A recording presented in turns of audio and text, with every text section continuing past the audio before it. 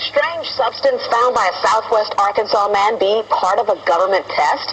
Well, that's the question at the heart of a phenomenon called chemtrails, now getting widespread attention. Well, tonight, KSLA News 12 investigation reporter Jeff Farrell shows us the results of testing we had done about what's in our skies.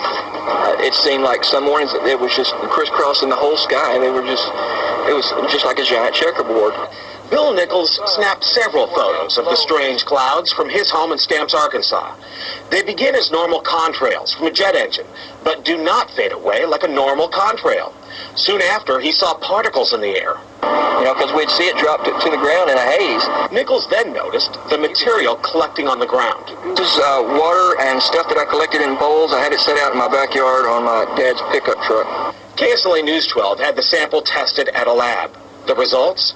A high level of barium, 6.8 parts per million, more than 3 times the toxic level set by the EPA.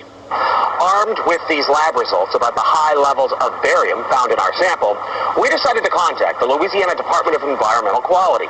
They told us that yes, these levels are very unusual, but at the same time they added the caveat that proving the source is a whole nother matter.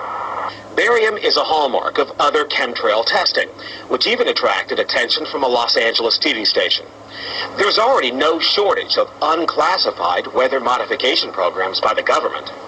But those who fear chemtrails could be secret biological or chemical testing on the public point to the 1977 Senate hearings in particular, which confirmed 239 populated areas had been contaminated with biological agents between 1949 and 1969. Later, the 1994 Rockefeller Report concluded hundreds of thousands of military personnel were also subjected to secret biological experiments over the last 60 years. But could secret testing be underway yet again? I'd rather it be something inert and benign, something that's, not causing any damage, but I'd like to know what it is. KSLA News 12 discovered chemtrails are even mentioned by name in the initial draft of House Bill 2977 back in 2001 under the Space Preservation Act. But the military denies any such program exists. Jeff Farrell, KSLA News 12 reporting. And it turns out until 9 years ago, the government had the right under U.S. law to conduct secret testing on the American public under specific conditions.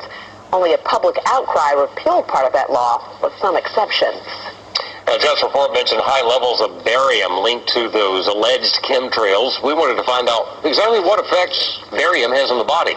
We spoke with Mark Ryan, the director of the Poison Control Center. Ryan tells KSLA News 12 that short-term exposure can lead to anything from stomach to chest pains.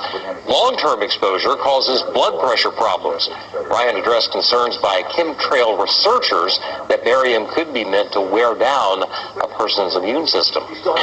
Anything that causes ill effects in the body long-term chronically is going to affect your ability because it's constantly working on the body. So from that aspect, yeah, that's a potential.